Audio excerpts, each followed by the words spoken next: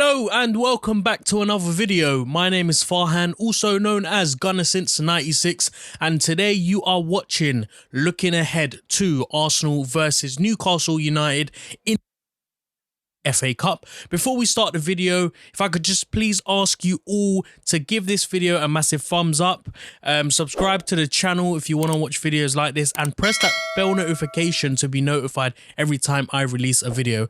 I would really appreciate it if you did that. Now, today, like I said, we're looking forward to tomorrow's game. Really excited for tomorrow's game because it seems like forever since I've watched Arsenal play, especially after that cruising victory against West Bromwich Albion.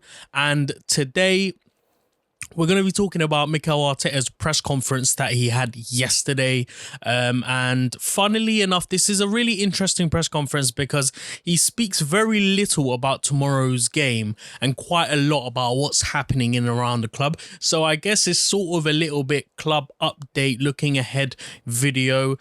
Tomorrow before kickoff, I will be releasing another video talking more in depth about squad selection, about the way I expect Arsenal to set up, starting 11s, things like that. But today is a little bit more filling in the gaps in between, really, what's going on in and around the club. So Arteta's press conference starts off with, obviously, a question about the FA Cup. I'm not going to talk about everything. There's going to be a few main talking points that I picked out. Obviously, it being the FA Cup, we have to talk about the importance of this competition in our history, but also how Mikel feels about it. He said that obviously we're going to be up for it. We're going to want to try and win every competition we're a part of. We're the holders, and it is important that we defend that title. So, my question is... Oh, I forgot to turn the fan off. That's incredibly loud. Hold on 2 seconds.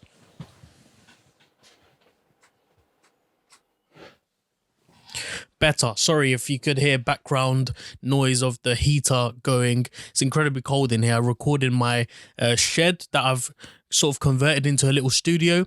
Anyways, so my question would be, how ambitious are Arsenal to try and go for the FA Cup again? Obviously, we know that this season is completely different to all the previous seasons. So are there expectations trying to win the FA Cup, trying to win the Europa League and finish in a finish in a Champions League place? Or is it trying to fix all the problems in and around the club, try and get us prepared for next season so that we can...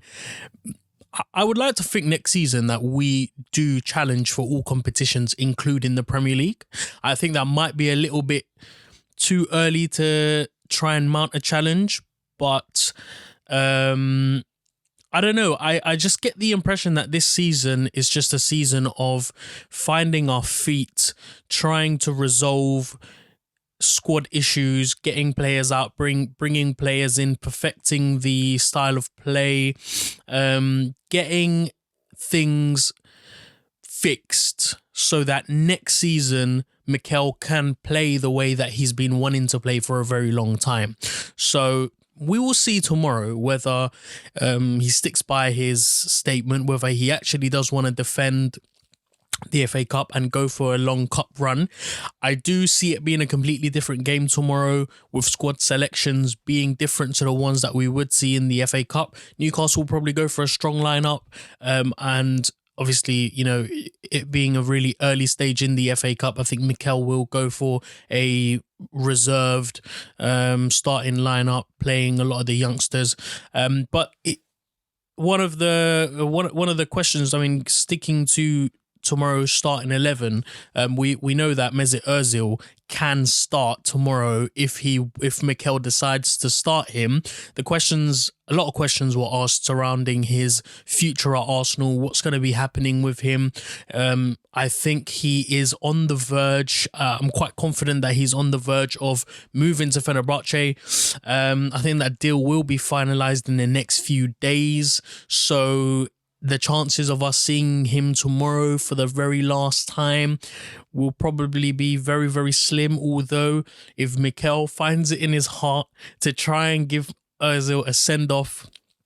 Not saying he deserves a send-off or anything, but I just feel like the way that he's been treated up until this point has been quite harsh, and I just feel like maybe this will be the most appropriate time to perhaps give him a run out, even if it is, last 10 minutes or whatever, so that, he can say his goodbyes. But when asked about Ozil, he did say that things will be sorted out internally, that they will be sorted out in the next few days. The club will resolve what will be happening with Ozil. Talks have been coming out from Turkey, from Fenerbahce, the manager, saying that things, the decisions will be made within the next few days. So exciting times for Arsenal fans, exciting times for Fenerbahce fans. I think this is a little bit of closure as well for our fan base, for our club, to try and get rid of a problem that's been reoccurring for the last God knows how many years.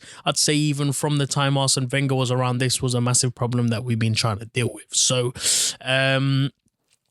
it's good to see that Arteta is taking responsibility for this, because he did go on to say that it was his decision to, effectively banish Ozil from the first team. And he knew what the consequences were, and another decision will have to be made in January. So this ruthless sort of attitude from Arteta speaks volume. It says a lot about the way that he manages. It says a lot about the expectations that he has on certain players. And now look, we don't know the full story behind what's happened with Ozil, but a lot of speculations are coming out now that effectively it's because of his performances in training that has led to him being pushed out of the first team. So if that's the case, then it's good to see that Arteta is stamping his authority and saying, look, if you're not going to play the way that I'm asking you to, then you don't have a place here. And we've seen that happen with Guendouzi, it being a little bit different because that was relating to perhaps disciplinary issues. But look, if you're not going to do the things that I'm telling you to do, if you're not going to follow the system, then that's it. And I respect that and I commend that. And I think you need authority. Number one rule in management: if you don't have authority, that's it. If you lose the dressing, if you lose the squad players, and if you lose the especially the senior players, then you're screwed basically. And yeah, Arteta's shown that he is ruthless. He is here to win trophies, hopefully, and to not be made fun of. So he was asked a question on COVID. I don't know whether it's so significant to talk about COVID. I mean, I think we will touch on it because it is a big issue right now, especially in the UK, especially in London, where right now we are in somewhat of a emergency, not a national emergency. Well, yeah, I think it was declared as a national emergency today, where hospitals are overwhelmed. And I think the message that I got from Mikel, the impression that I got from him when asked about, what clubs are doing, what they should be doing, whether they're afraid, I think his sort of message was a positive one, and it spoke more about trying to deal with it, trying to get through it, but also just continuing, really, just pushing through, persisting through, and reassuring everyone that, look, yes, this virus is deadly, yes, it has caused real issues around the whole world, but the club is the safest place. Everyone associated or everyone working within the facilities of London Colney, the Emirates, etc., are safe because they've got everything sort of on lock, which is good. He spoke about Partey, really, really interesting, and a really positive bit of news to know that Partey is back. Effectively, he's training better than he ever has been before. He's fitter than he was at Spurs, and they're going to assess in the next they'll assess it today probably, won't they, or tomorrow, actually probably today, whether he's able to play or not. And it seems as if Mikel is quite reluctant to maybe start him. I'll be surprised if if Partey does start, what I do expect is for him to come on in the second half, maybe in the last 30 minutes, maybe in the last 15 minutes, and to see that game through, and then to start against Palace, because I think the most important game out of the two is the one against Palace. I mean, I would certainly say that, because I do value the league a little bit more than the FA Cup. I think we should be focusing more on trying to push up the table and trying, especially, the way that things are going right now, it will be good to take advantage of everyone else slipping up. So good to hear that Partey is back. Good to hear everyone's back. Gabriel is also back. So I don't know whether he will start either. I think the message is that tomorrow we'll go for and it's really weird, because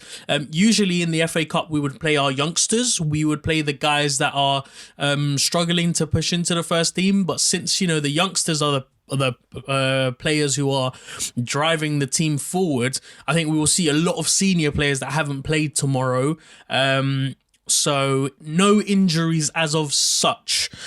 I did check the website. I don't think anyone is injured. I think it's mainly just fitness, just getting players fit as possible, match fit, and players also that are preparing to move, because we know, and I'll probably do a transfer update or whatever, transfer talk video in the next few days. We know that there are quite a few players that are moving on and that have already moved on, and that brings me on to William Saliba, who did have his debut. He did start for Nice against Brest, where they lost 2-0. I did watch most parts of that game. I watched the first half, I watched bits of the second half, and I did notice that Nice are a very, very, very poor side, and they are clearly struggling at the back, and it shows, because the levels of defending are sort of all over the place. And if you're struggling against a team like Brest, and with all due respect to Brest,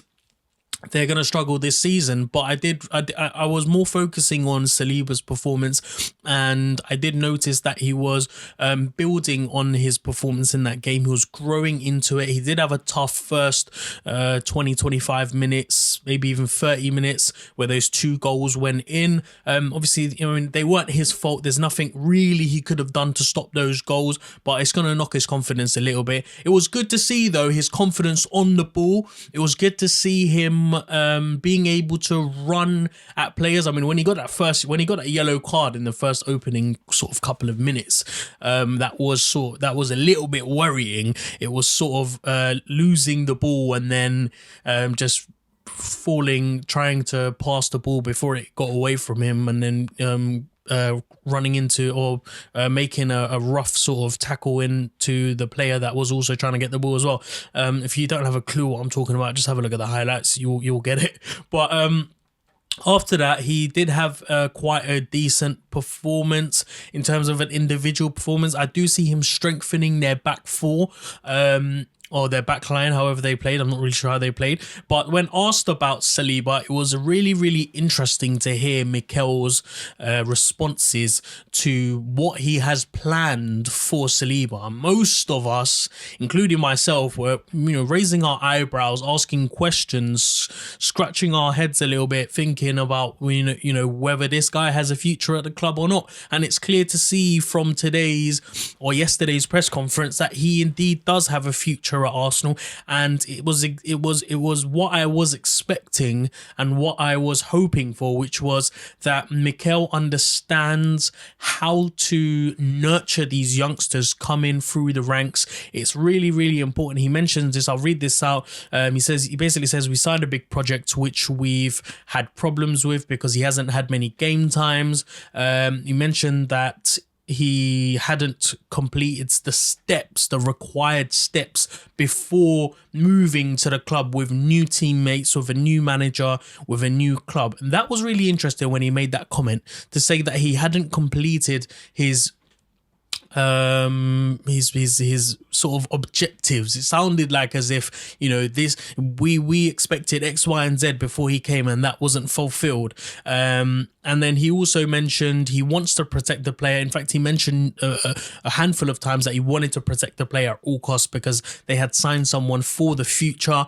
And obviously he has had a difficult start at Arsenal with personal problems as well, which confirms, I think, the death of his mother.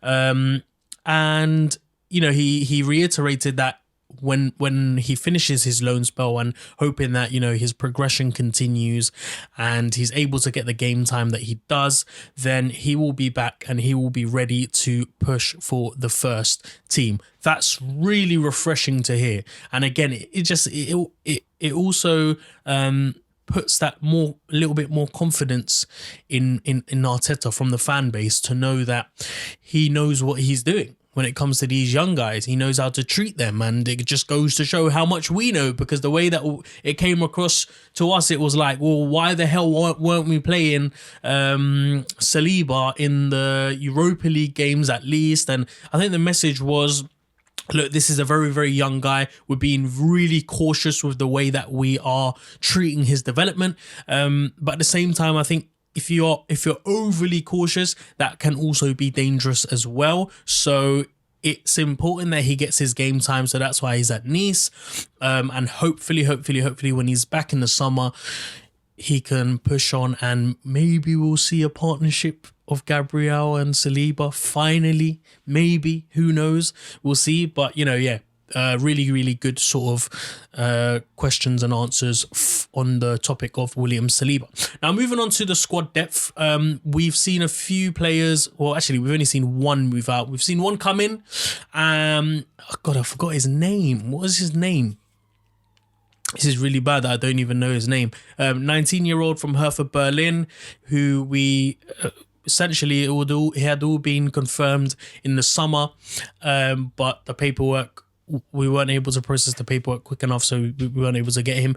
But he has finally moved in. I can't remember his name for the life of me. But obviously, you know, there will be a transfer talk video coming out, so I'll be prepared then. But in terms of squad depth, he did confirm basically that, you know, more players will be leaving. Ozil in the next few days, Socrates hopefully in the next week or so. Torreira, I don't know what's happening with him, but another important player now, definitely now, a month ago we might not have been, you know, so concentrated on this individual, but an important player that we're focusing on, and who we're really, really keen to keep, is Balogun.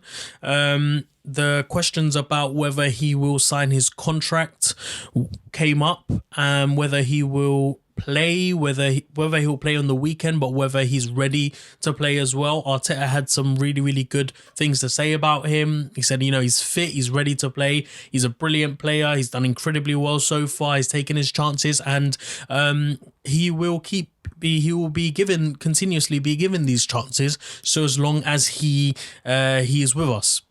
And, you know, when asked about whether his contract negotiations are coming to a close, whether Arsenal are almost, you know, wrapping up his contract signing, he mentioned that there are three parties when signing a contract.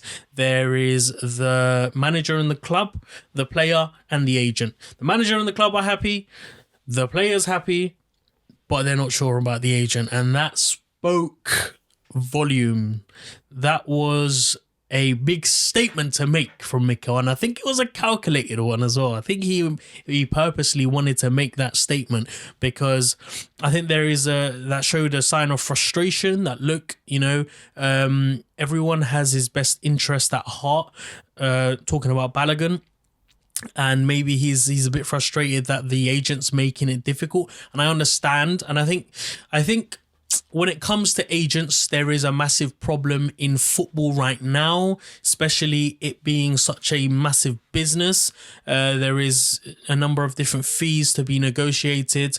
We don't know what part of this negotiation is being stalled. It seems like what the agent wants is a guarantee that his client is going to be played regularly, is going to have regular first team football. And I think what Arsenal's plans are is to maybe push him out on loan so that he gets that experience and he comes back and he's ready for maybe the summer or when Laka leaves. I would like to think that he replaces Lacazette's position with the kind of form that he's been showing. Obviously, if that projection continues, then we know we've got a striker there. But you know, that was really quite interesting when he mentioned about the player's agent. So we're hoping that, I mean, I think in the last few days it came out that Balogun has basically came to an agreement with a club outside of the UK,